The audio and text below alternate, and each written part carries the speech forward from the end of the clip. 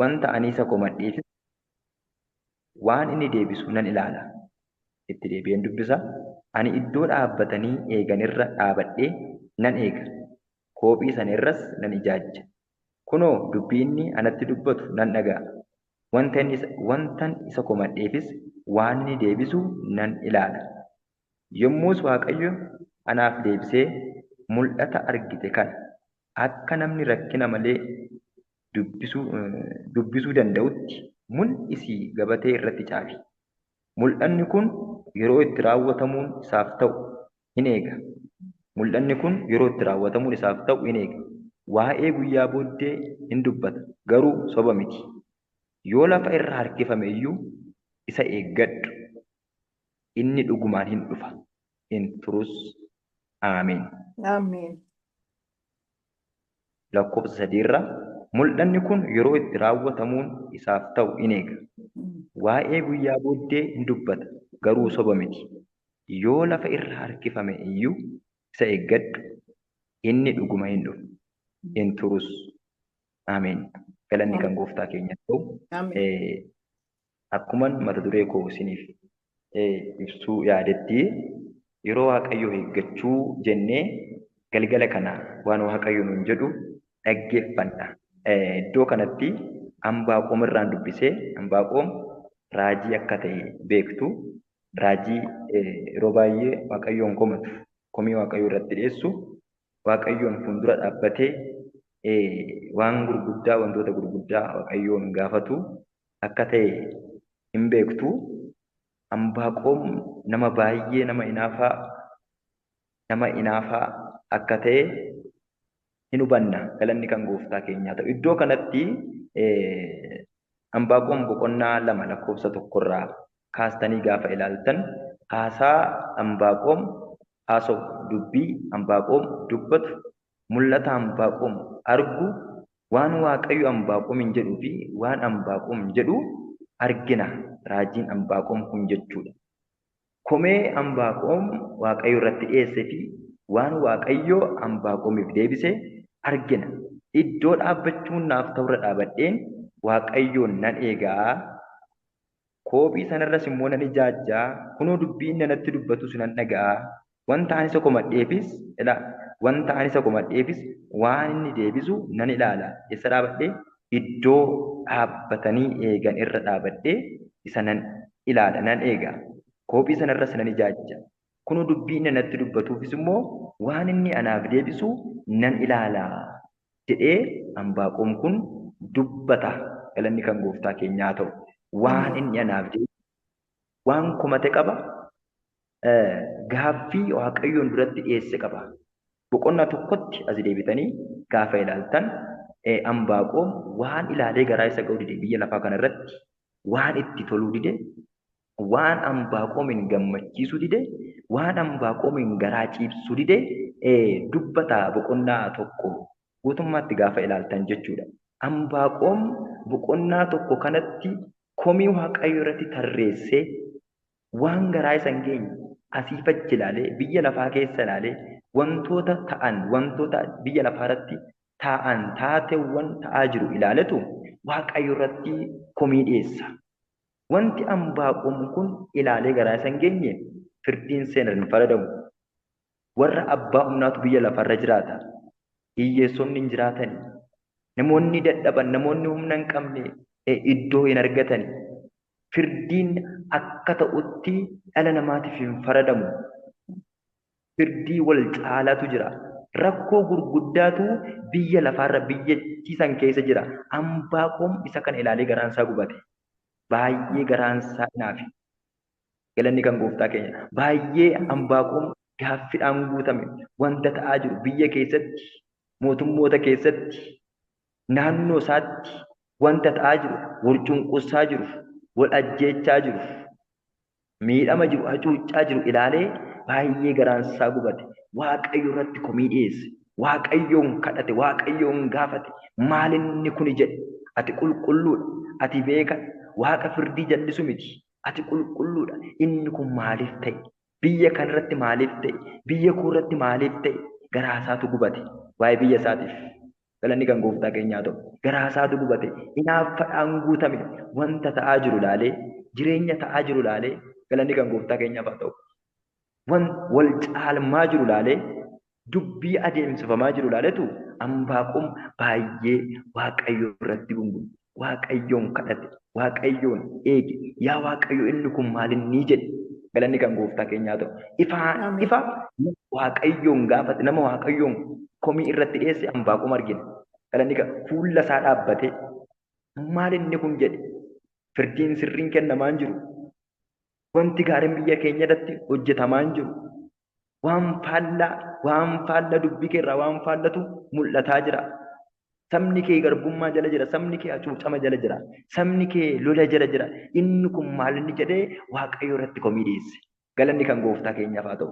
Sana booda gaafa Waaqayyo irratti komii dhiyeessu Waaqayyo deebiseef. Sana booda iddoo dhaabbatanii by the way Waaqayyo idduma hin taanetti namatti mul'atu. Idduma hin taanetti namatti dubbatu. Idduma hin taanetti Waaqayyo calliseetuma sagalee namaaf hin ergu. Iddoo filata Waaqayyo. Galanni kan gooftaa keenyaaf haa ta'u. Iddoo filata. Lafa itti Waaqayyo dubbatutu jira. Lafa itti Waaqayyo argamuu danda'utu jira. Lafa itti Waaqayyo nama wajjin haasa'uu danda'utu jira. Akkasumaan Waaqayyo akkasumaan miti. Waaqa sabrii hin qabne miti. Waaqa ulfina hin qabne miti. Waaqa akkasumaan miti. Gooftaan iddoo filata. Galanni kan Waaqayyo akka isinitti dubbatu barbaaddu, Waaqayyo si wajjin akka haasa'u barbaaddu, iddoo keessan sirreeffadhaa. Galanni kan gooftaa keenya. Kanaaf Anbaaqoom maal murteesse? Iddoo dhaabbatanii isa eeguun ta'urra dhaabbachuu murteesse. Gaaffii isaatiif deebii akka argatuuf, hirrina isaatiif deebii akka argatuuf, wanta Waaqayyo fuulduratti komee dhiyeesseef Waaqayyo akka deebii isaaf kennuuf maal murteesse? Iddoo dhaabbatanii Waaqayyoon eeguun ta'urra dhaabbachuu murteesse. Waaqayyoon iddoo itti Waaqayyo argamu barbaaduu murteesse. Haaleluyyaa. Koophii sanirras nan ijaajja. Lafaa iddoo ati dhaabbatanii si eeguun ta'urra dhaabbadheen nan eegaa. Koophii sanirras nan ijaajja. Kunoo dubbiin natti dubbatus immoo nan dhagaa. Wanta inni ani isa komadheef. Wantan ani isa komadheef waan inni deebisuufis immoo nan ilaala. Wantan ani isa komadheef waan inni deebisuufis immoo nan ilaala. Jedhee Anbaaqoom kun dubbata. Maal jechuun barbaade? Waaqayyo iddoo filata. Gaafan jedhu akkasumaan Waaqayyo akkasumaan hin dubbatu. Iddoo qaba Waaqayyo. Galanni kan gooftaa iddoo ulfinaa qaba Waaqayyo. Galanni kan gooftaa keenyaaf. Kanaaf Anbaaqoom iddoo dhaabbatanii isa eeguun irra ta'urra dhaabadheen isa eeggadhe.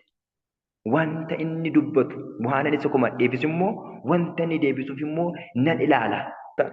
Lakkoofsa lamarraa jalqabdanii gaafa ilaaltan wanta Waaqayyo dubbate Anbaaqoomitti wanta Waaqayyo dubbate argina.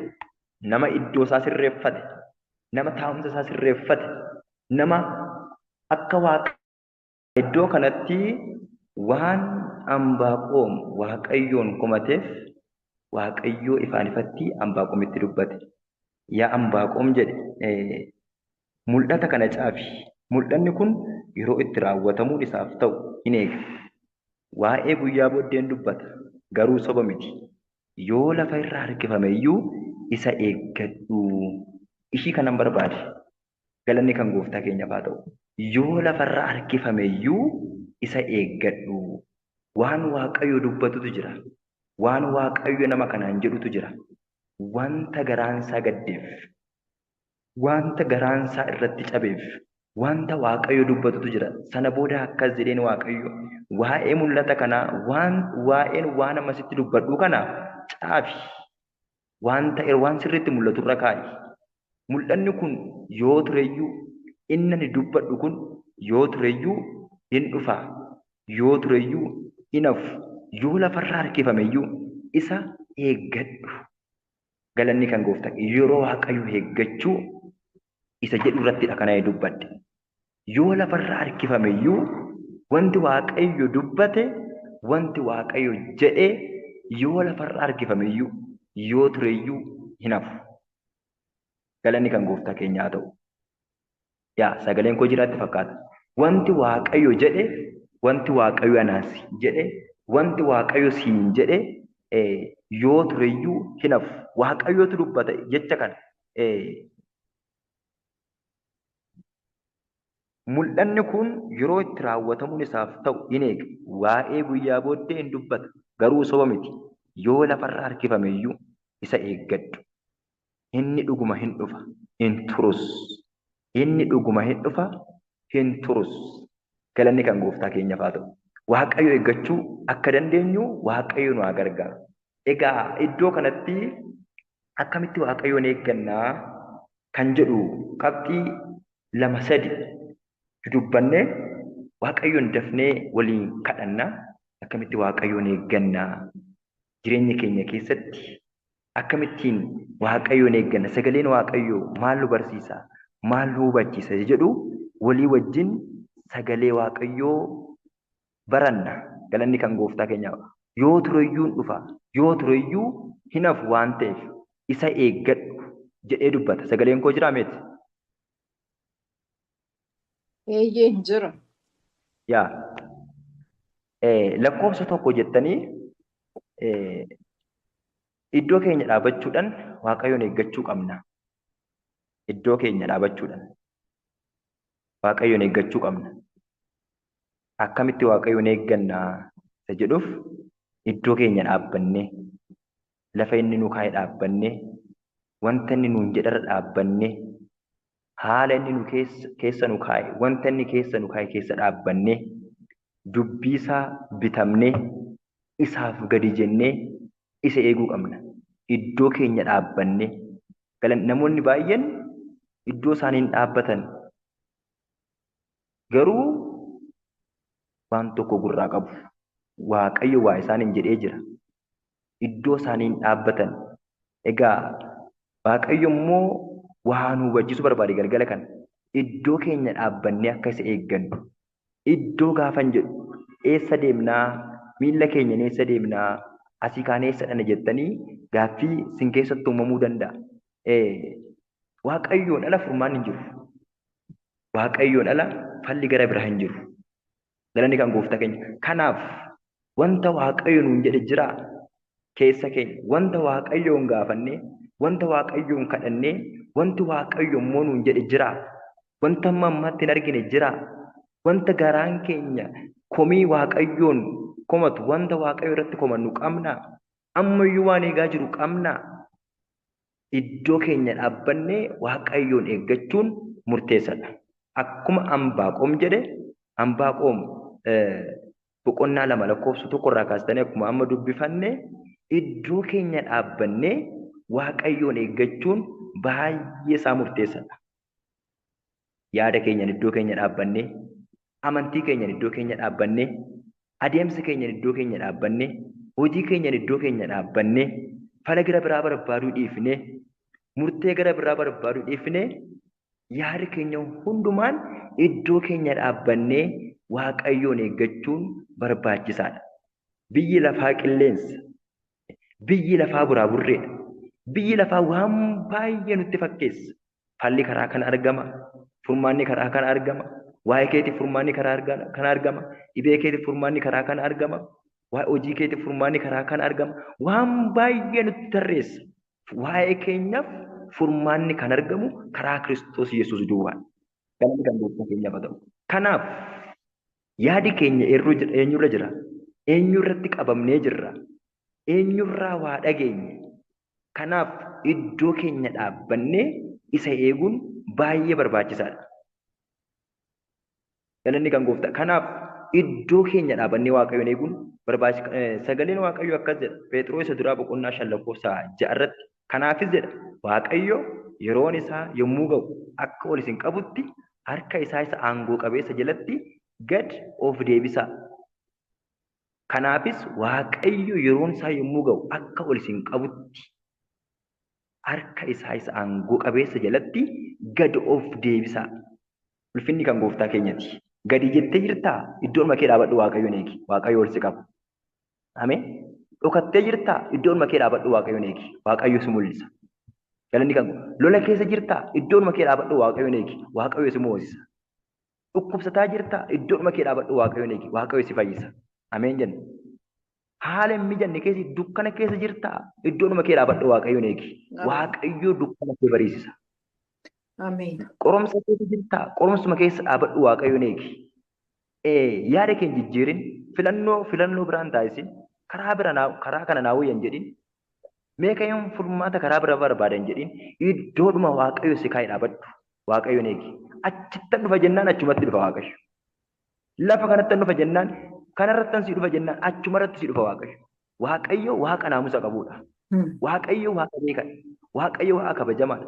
Waaqayyo Waaqa yerootti fayyadamuudha. Waaqayyo Waaqa akkasumaanii miti. Galanni kan gooftaa keenya. Kanaaf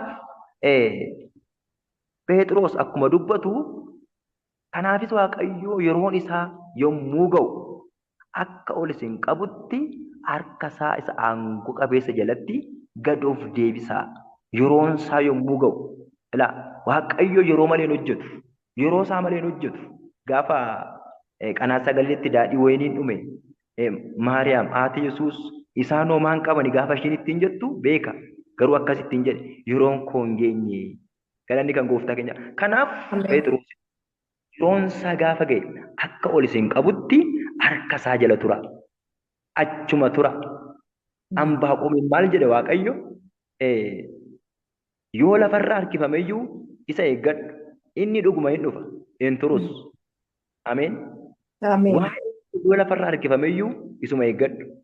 Waa'een kee yoo bubbuleyyuu isuma eeggadhu. Ameen.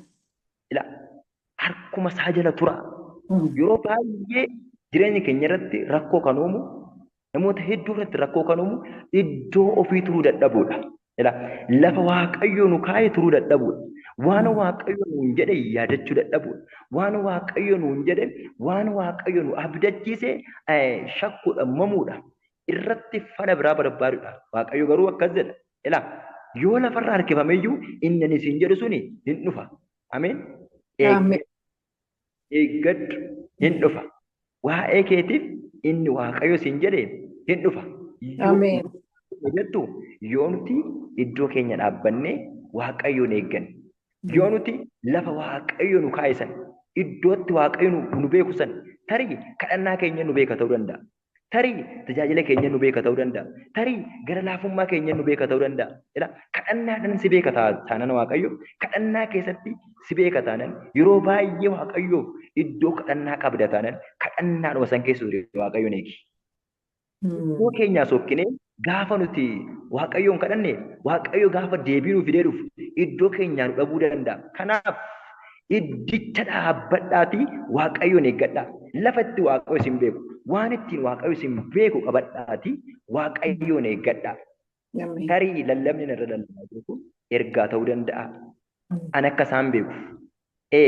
Akkamitti yeroo Waaqayyo eeggannaa iddoo keenya dhaabbachuudhaan gadi qabnee idduma sadhuudhaan Waaqayyo ga'e akka ol isa aangoo jalatti gad of deebisa. Harka isa aangoo qabeessatti gad of deebisa. Isatti of kennaa. Iddichuma tura. Fala biraan hin barbaadina. Falli Waaqayyoon ala hin jiru. Furmaanni Waaqayyoon ala hin jiru. Karaan Waaqayyoon ala hin jiru. Kanaaf maal gochuu qabna? Waaqayyoon eeggachuudhaaf Waaqayyo gara jireenya keenya irratti waan nu lolu irratti waan nutti ulfaate irratti ba'aa keenya irratti yaaddoo keenya irratti gungummii keenya irratti Waaqayyo akka dhufu akka mul'atu akka dubbatu yoo barbaanne maal gochuu qabna? Tokko iddoo keenya dhaabachuun baay'ee barbaachisaadha. Anbaaqoom lafa gabaa hin filan, lafa atakaroon filan, lafa seeraan filan, iddoo Waaqayyo argamuu danda'u filan. Ameen. Iddoo itti Waaqayyoon argamuu danda'u. Naannuma sana ijaajjaa. Koobicharraan ijaajjaa. Galanni kan gooftaa keenyaaf ta'u. Koobicharraan ijaajjaa. Maaliif jennaan iddicha sana yoo deeme Waaqayyo achi dhabuu danda'a waan ta'eef. Yaada keenya eessa jirra? Yaadi keenya eessa jira? Hojiin keenya eessa jira? Akkamitti jirra? Waaqayyo iddoo kamitti nu beeka? Amma immoo iddoo kam jirra? Keessi keenya maal Waaqayyoon gaafataa jira? Jireenyi keenya maal Waaqayyoon gaafataa jira? Kanaaf iddoo ofii dhaabbatanii Waaqayyoon eeggachuun murteessaadha. Waaqayyo immoo nu haa gargaaru. Namni dhaabbatee lafa Waaqayyo itti jalqaba isa beeku dhaabbatee lafa Waaqayyo jalqaba itti isa arge lafa Waaqayyo jalqabe isa kaa'ee dhaabbatee nama isa eegu Waaqayyoo nu haa taasisu. Ulfinni kan gooftaa keenyaaf. Inni kan biraa akkamitti Waaqayyoon eeguu dandeenya? Yeroo Waaqayyo akkamittiin eeggachuu dandeenya? Inni kan biraa inni lammaffaan mudaa malee dura isaa deddeebi'uudhaan. Mudaa malee dura isaa deddeebi'uudhaan. Waaqayyoon eeggachuu qabna. Yeroo Waaqayyoo eeggachuu qabna. Haala kam keessa jiraadha? Yaaddoo kam keessa jiraadha? Ba'aa kam qabaadha? Lolli kam isin irraa jiraatu? Yeroo kamiyyuu Waaqayyo sirriidha. Mudaa malee qulqullummaadhaan, qajeelummaadhaan, hubannaadhaan fuula isaa deddeebi'a. Galanni mudaa malee seera uumamaa boqonnaa 17 lakkoofsa 1-2tti akkas jedha. Abrahaam nama waggaa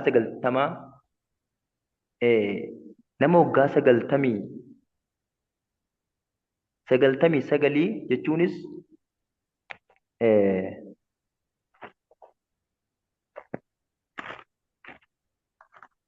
kitaabarraan dubbisaa.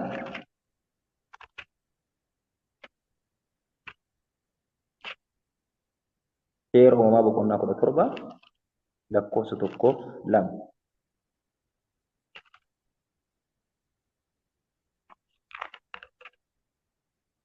Abrahaam nama waggaa 99 yeroo ta'etti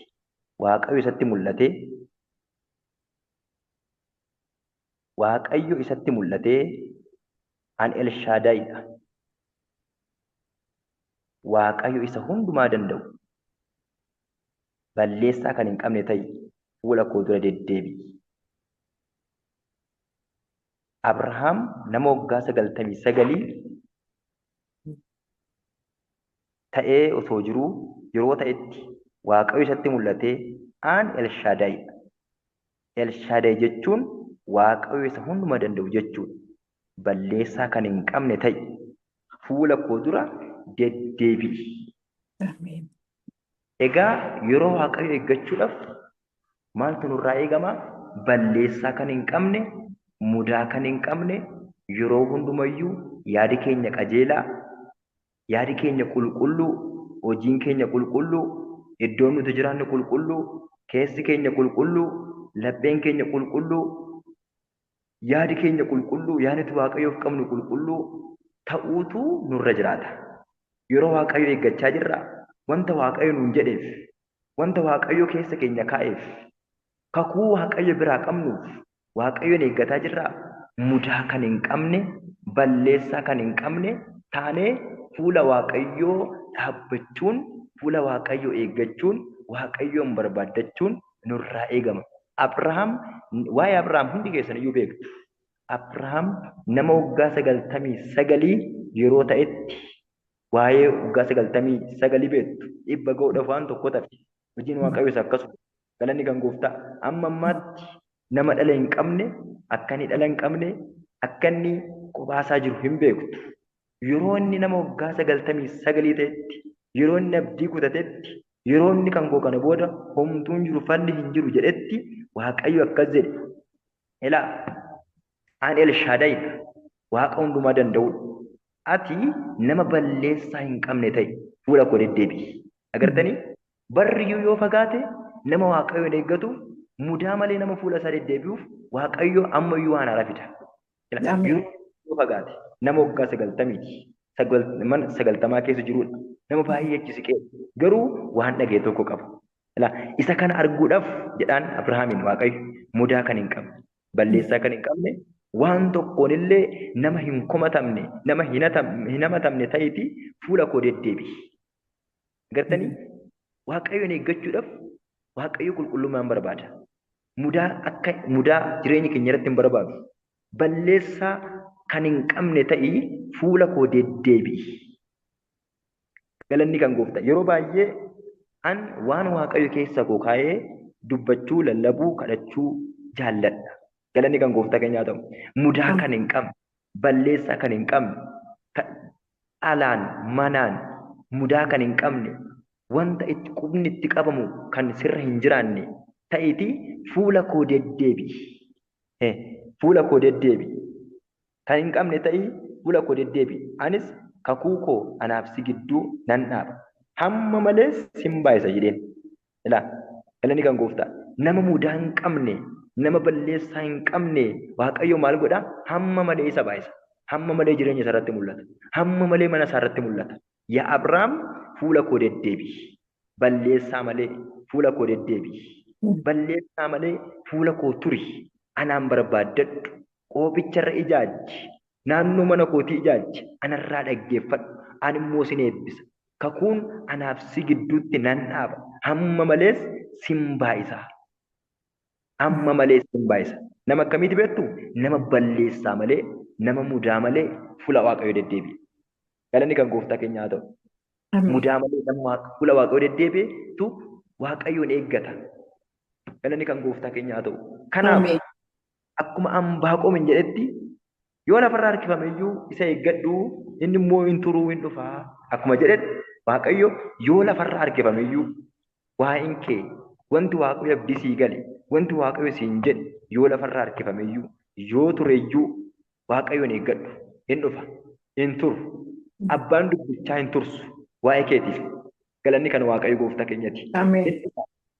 Yoo lafarraa harkifame iyyuu yoo dadhabde iyyuu yoo mogaleen si bu'e iyyuu yoo abdii kutatte iyyuu mudaa malee fuula isaa deddeebi'i.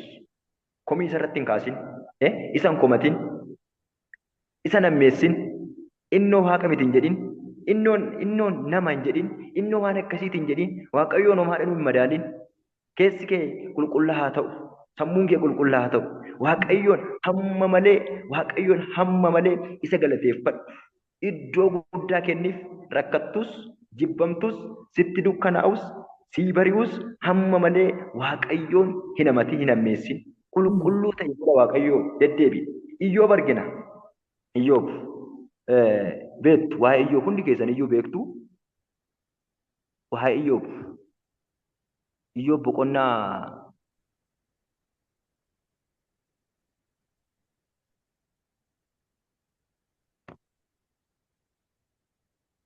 Iyyoob boqonnaa 2:10 akkas jedha. Iyyoob garuu isheedhaan ati akkuma dubartii gowwaa dubbattu dubbatta.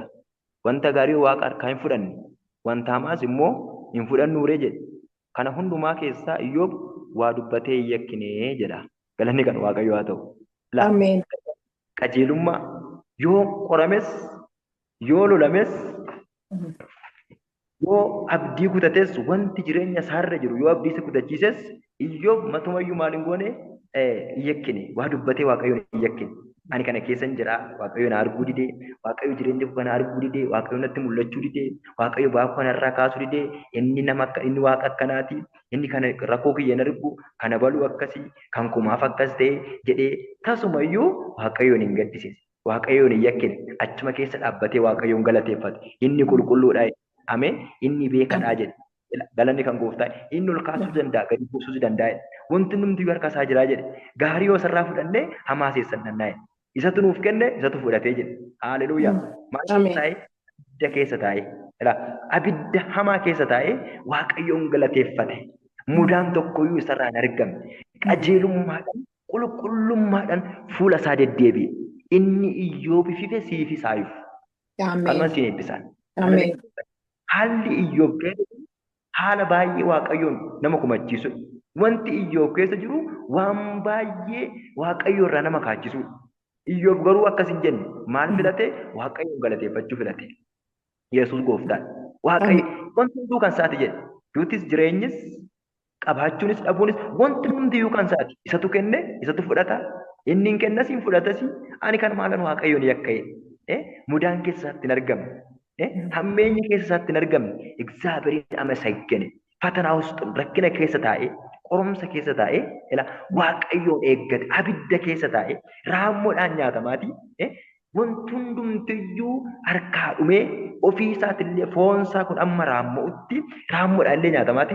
Waaqayyoon galateeffate. Inni qulqulluu inni Waaqayyoodha. Inni komii hin qabu. Inni daba hin qabu.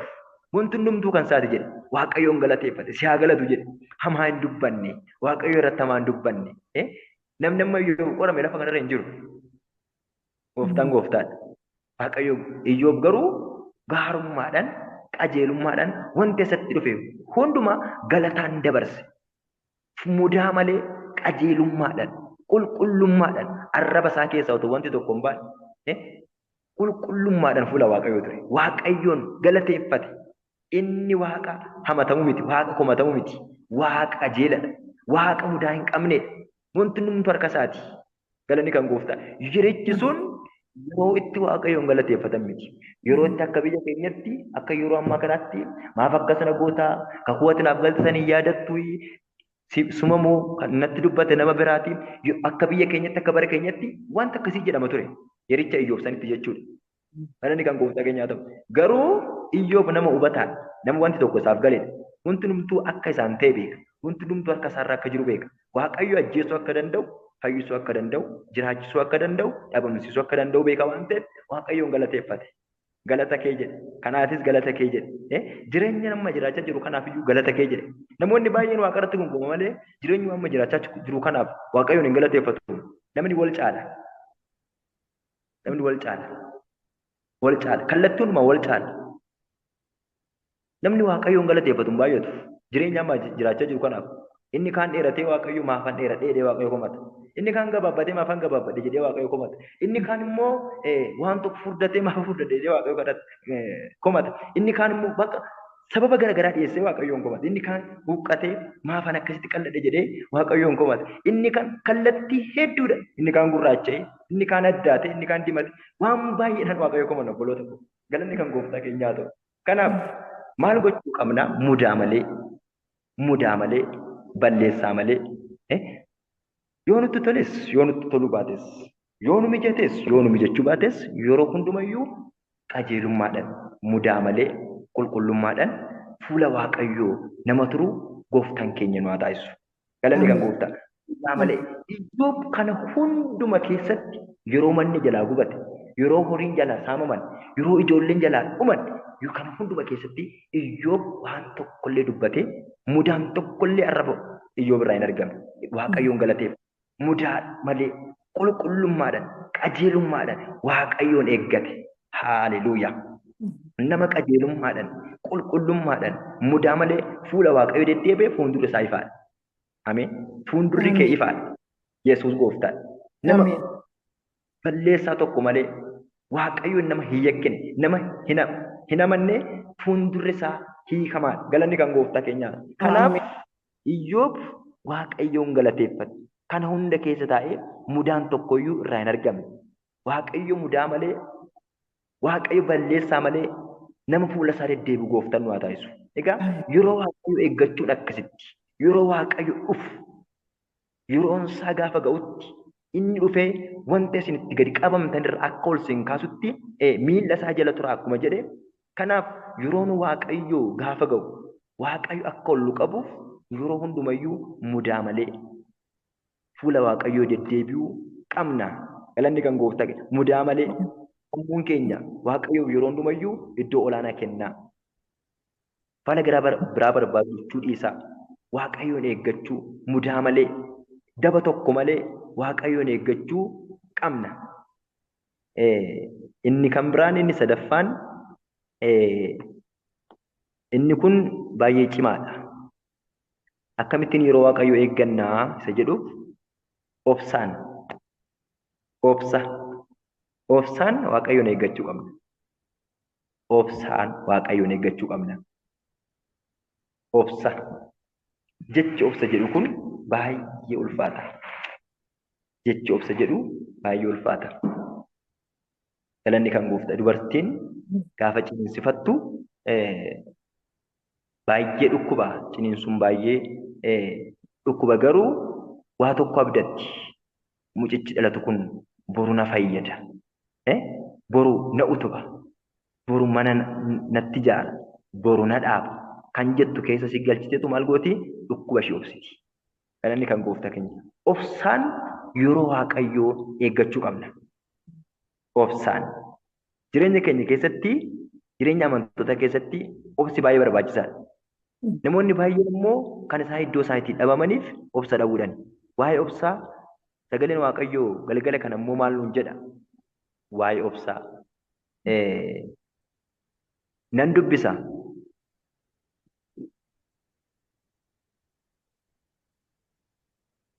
Roomee boqonnaa 2 lakkoofsa 7.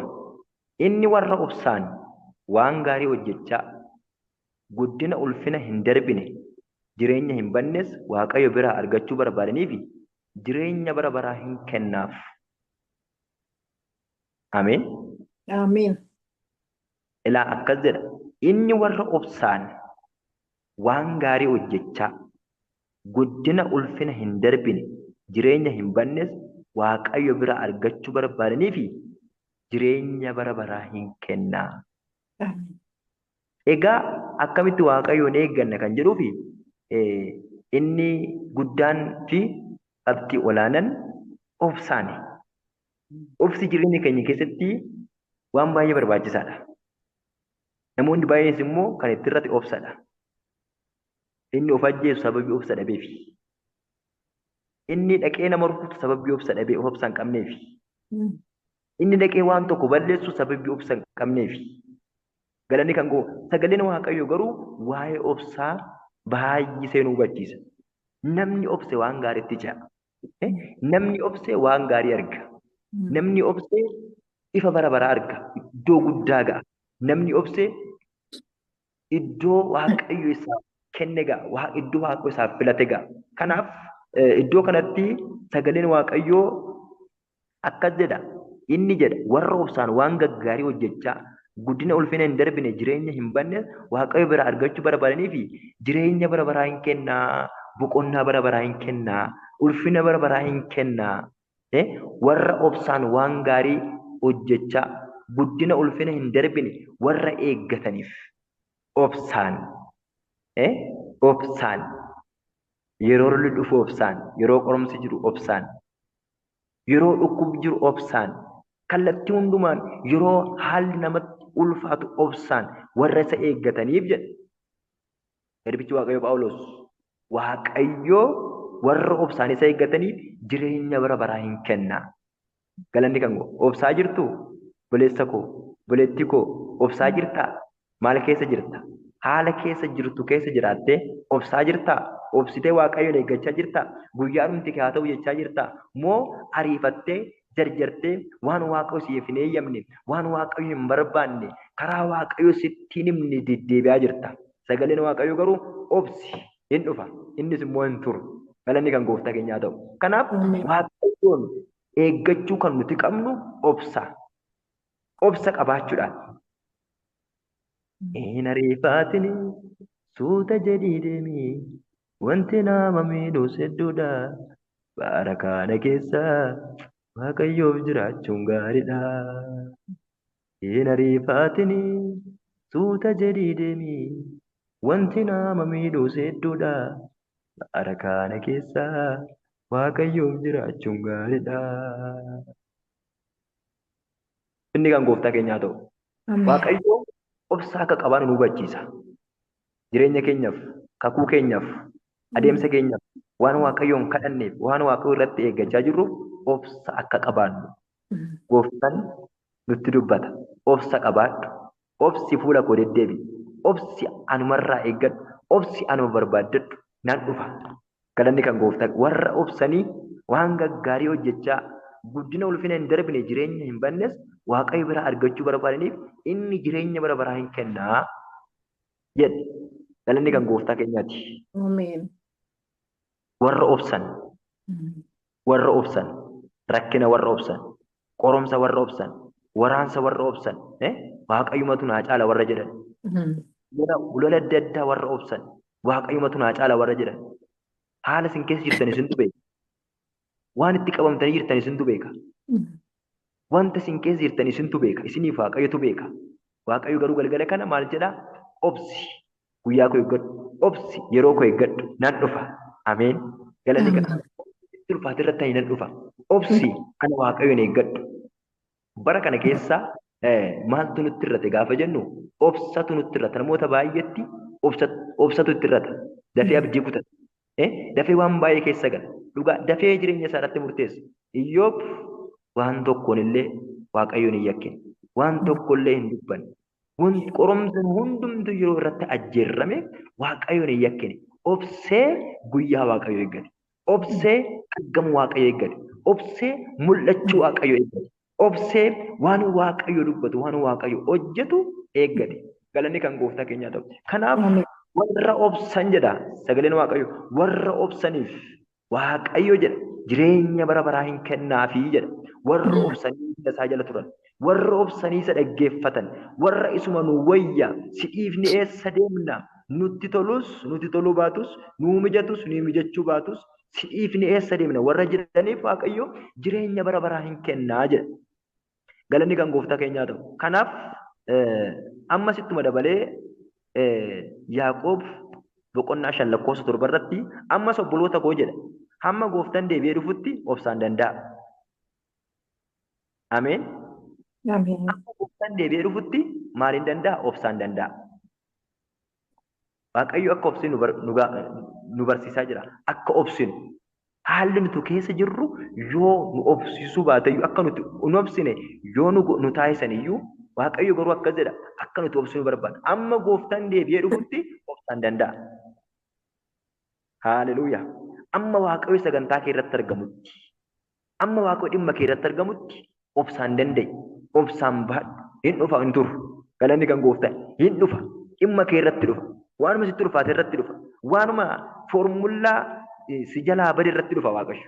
Jireenya si harkaa manca'e irratti dhufa Waaqayyo. Jireenya si harkaa manca'e abdii kutatte ilaaltee dhabde kan koo kana booda walitti hin guuramu jette kan koo kana booda hin ta'u jette obsi Waaqayyo hin eegi. Obsi Waaqa amma gooftaan deebi'ee dhufutti amma Waaqayyo lafa si kaa'e sanitti dhufutti obsi Waaqayyo hin eegi. Imaanaa Waaqayyotti kennattee ta'uu danda'a. Waan tokkoon Waaqayyo kana si duwwaatu danda'a jettee ta'uu danda'a. Baqqaa isumaaf dhiisi. Isa dhugaan siin jedha. Isumaaf dhiisi. Isuma irratti gati. Galanni kan gooftaa. Amma inni deebi'ee dhufutti obsaa. Amma inni deebi'ee dhufutti obsaan danda'a. Obsaan danda'a. Obsaan danda'a.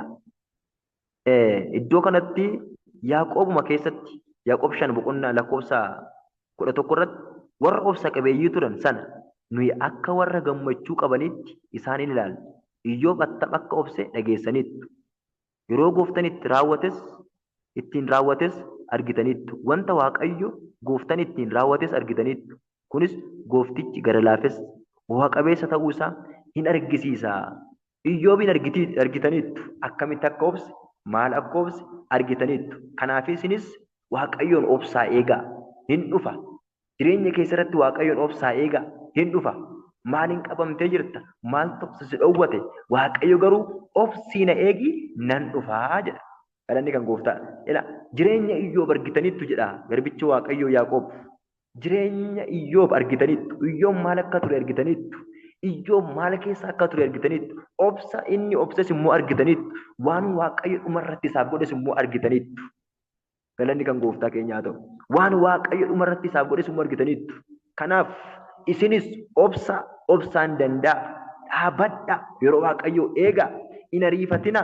Wanta baay'eetu yaada namaa keessa dhufa. Wanta baay'eetu jireenya namaa jeeqa. Wanta baay'eetu humna namaa dhabamsi gadi buusa. Kanaaf Yaaqoob akkas jedha. Obsaan danda'a. Obsaa guyyaa Waaqayyoo eegaa. Iyyoob irraa fakkeenya godhadhaa. Abrahaam irraa fakkeenya godhadhaa. Obboleessa koo obboleettii koo obsi Waaqayyoon eegi. Hin ariifatin. Waa'ee keef hin ariifatin. Jireenya keef hin ariifatin. Waan Waaqayyo siin jedhe qabda. Waan Waaqayyo sitti dubbate qabda. Waan Waaqayyo siifan godhe jedhe qabda. Obsi dhaabadhu Waaqayyoon eegi. Waaqayyo Waaqa kakuu namaa Waaqa galfata namaa nyaatu miti. Galanni kan dhaabbadhu iddicha Waaqayyo si kaa'ee dhaabbadhu Waaqayyoon eegi. Waaqayyo dhimma isa eegdu irratti hin dhufa.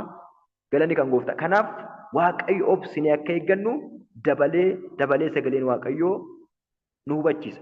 Inni afuraffaan fi inni dhumaa akkamitti Waaqayyoon eegganna? Akkamitti yeroo Waaqayyoon eegganna? Akkamitti waan Waaqayyo nuuf godhe akka nuuf raawwatuuf akkamitti eegganna kan jedhuuf inni kan dhumaa abdiidhaan Waaqayyoon eeggachuu qaba. Abdiin namallee yaasisu. Abdii qabdeen itti gammadaa. Waa'ee abdii yeroo baay'ee dubbata macaafa qulqulluu keessatti. Abdiidhaan Waaqayyoon eeggachuu qabna. Abdiidhaan. Haaleluyyaa. Abdiidhaan Waaqayyoon eeggachuu qabna. Waa'een abdii Abdii jechuun har'a yoo ta'uu baateyyuu boru akka ta'u beekne, har'a yoo dukkanaa iyyuu boru akka ifu beekne, har'a yoo lola keessa yoo jiraanne iyyuu boru mo'ichatti akka darbinu beekne, haalli amma nuti keessa jiru yoo mijataa ta'uu baateyyuu boru akka nuuf mijatu beekne Waaqayyoon eeggachuu qabna. Abdii har'a gadi qabama keessa jira, har'a dhokadheen jira, har'a rakkina guddaa keessa jira, har'a haalli ani keessa jiru baay'ee waan natti ulfaateedha. Garuu boru naa bari'a, boru naa darba, boru Waaqayyo dhimma koo irratti hin dhufu, boru Waaqayyo seenaa koo hin jijjiira, boru Waaqayyo hidhaa koo hin hiika, boru Waaqayyo karaa koo hin darba, boru Waaqayyo nama na godha, boru Waaqayyo kaasee na dhaaba. Abdii jechuun akkasii. Hin ta'a. Har'a yoon akkana ta'e iyyuu, har'a yoo jireenyi koo iddoo gadii ta'e iyyuu, har'a yoon dhokadhe iyyuu, boru Waaqayyo jireenya koo irratti mul'ata. Galanni kan gooftaa keenya.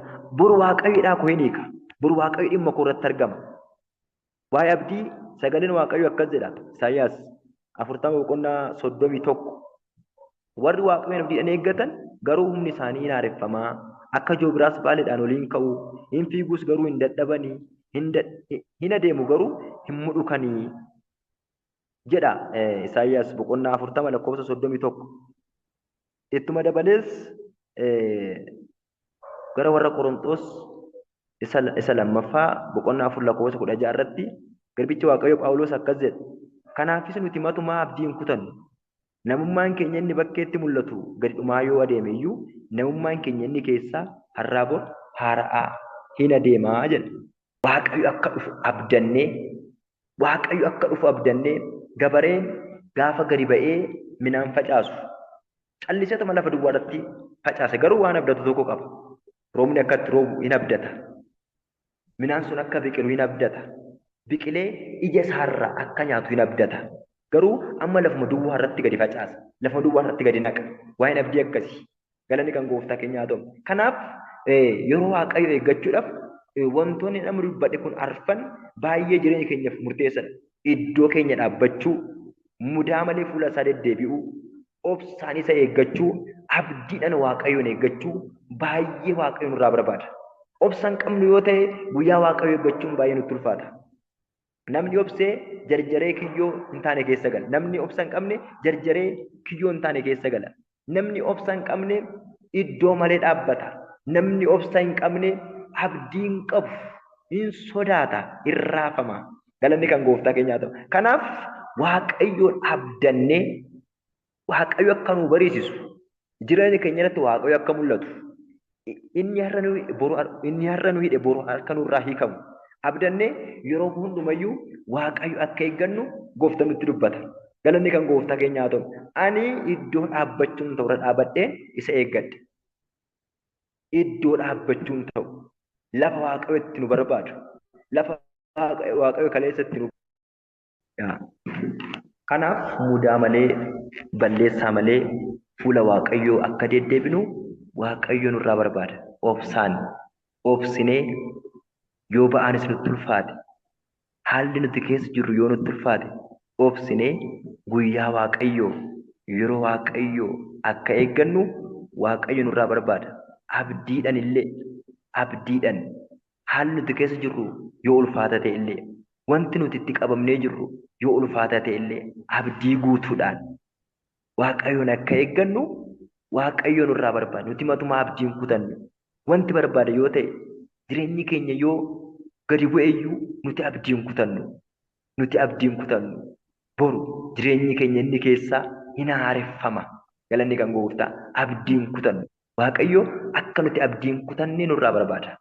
Yeroo hundumayyuu abdii guutuudhaan, humna guutuudhaan, amantii guutuudhaan fuula isaa akka deddeebinu, mudaa malee fuula isaa akka deddeebinu, obsaan fuula isaa akka deddeebinu, iddoo keenya dhaabannee fuula isaa akka deddeebinu, akka yeroo isaa eeggannu, yeroo Waaqayyo nuuf hojjetu, yeroo Waaqayyo dhimma keenyatti darbu akka eeggannu Waaqayyo baay'isee nurraa barbaada. Waaqayyo cimsee nu haa dhaabu.